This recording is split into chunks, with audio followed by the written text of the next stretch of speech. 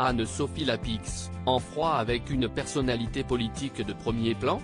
La journaliste fait taire les mauvaises langues. Le service public n'aurait pas les faveurs d'Emmanuel Macron. Le président de la République aurait des préférences en matière de journalistes, murmure-t-on dans les couloirs de l'Élysée.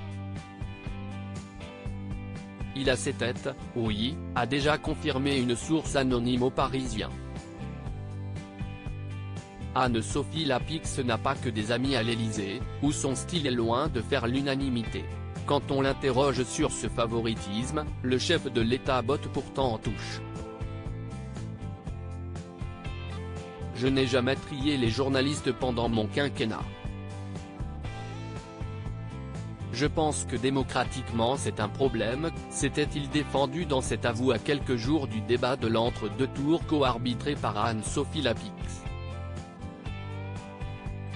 En interview avec Télé 2 Semaines, cette dernière regrettait que le mari de Brigitte Macron ne se précipite pas sur le service public. Y aurait-il de l'orage entre eux?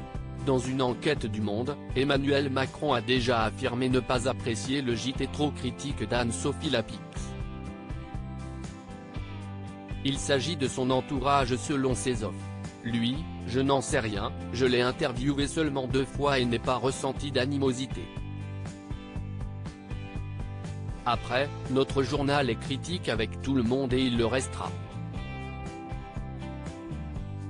C'est notre mission de service public, a répondu la journaliste.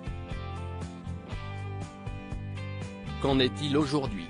Nos confrères du Parisien sont allés l'interroger à quelques jours de la rentrée. Nos relations sont professionnelles et apaisées, affirme la journaliste.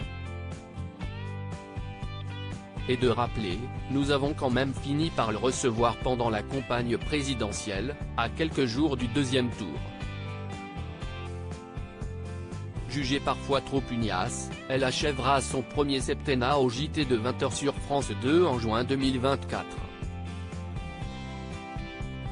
Anne-Sophie Lapix, je n'ai pas l'impression d'être violente trop critique, selon Emmanuel Macron. Trop sèche, selon d'autres. Anne-Sophie Lapix essuie nombre de critiques depuis qu'elle a pris les commandes du JT de France 2 il y a bientôt 7 ans. La journaliste n'en démord pas, je n'ai pas l'impression d'être violente en interview. Je veille à ne pas trop couper la parole car les téléspectateurs n'aiment pas ça. Elle poursuit, mais je suis parfois obligée de le faire, car une interview n'est pas une tribune.